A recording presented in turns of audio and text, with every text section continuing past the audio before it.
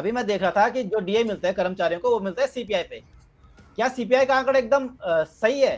क्या सीपीआई एक जो महंगाई नापने का सही तरीका है? क्योंकि मुझे कुछ लोग बता रहे थे कि सीपीआई जो सरकार है वो फर्जी तरीके से कर लेती है। जैसे एक पार्ले जी का बिस्किट जो 2005 में उतने 5 रुपए 4 रुपए का था, 4 रुपए का था, अब वो 5 रुपए का हो गया है, सिर्फ 1 रुपए बढ़ा, लेकिन वो उसका वो तो वजन तो कम हो गया ना।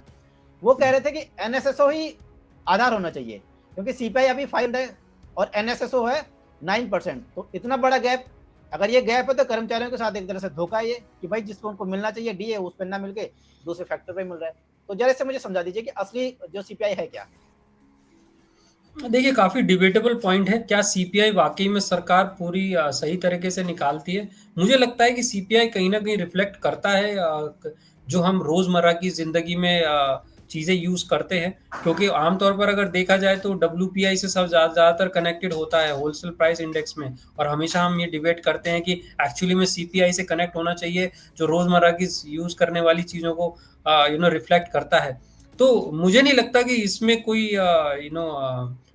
इसमें कोई डिबेटेबल है कि सीपीआई के बदले एनएसओ का डाटा जो है सही बैठेगा।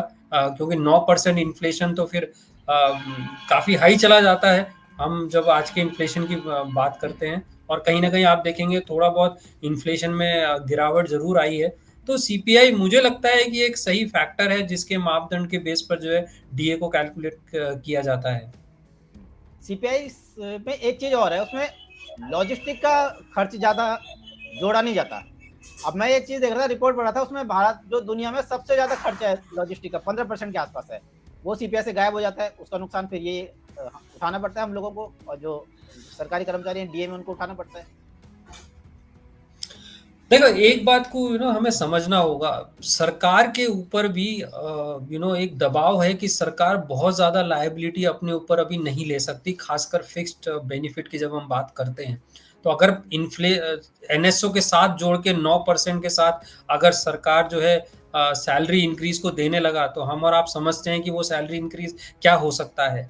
एक प्राइवेट एम्प्लॉयज की सैलरी से तो बहुत ज्यादा ऊपर हो जाएगा। तो मुझे नहीं लगता कि वो सिचुएशन आएगी। हाँ, सीपीआई में जरूर कुछ ऐसी चीजें हो सकती हैं, ऐसे फैक्टर हो सकते हैं जो इंक्लूड होने चाहिए। बट ओवरऑल मुझे लगता है कि सीपीआई में, जैसा मैंने कहा, कि रोजमर्रा की जिंदगी की चीजें जो एक आम कंज्यूमर को इम्पैक्ट करती हैं आपकी लिविंग स्टैंडर्ड्स में, वो जरूर सीपीआई में ज्यादा इंक्लूड होती हैं।